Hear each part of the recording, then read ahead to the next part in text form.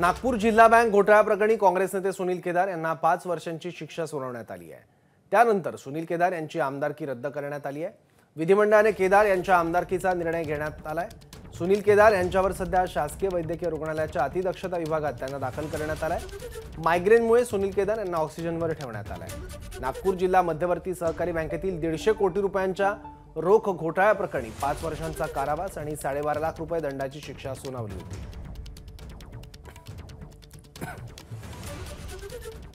यावर उपमुख्यमंत्री फडणवीसांनी काय प्रतिक्रिया दिली आहे पाहूयात। नियमानुसार जेव्हा 2 वर्षापेक्षा जास्त शिक्षा होते त्यावेळी कायदा असा आहे की ती शिक्षा प्रोनाऊन्स झाल्यापासूनच आमदारकी ही त्या ठिकाणी रद्द होते।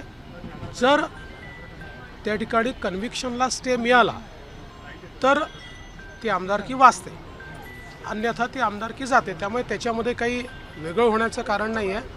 जे काही कायद्यात आहे ते कायद्याप्रमाणे होईल। एबीपी माझा, उघडा डोळे बघा नीट।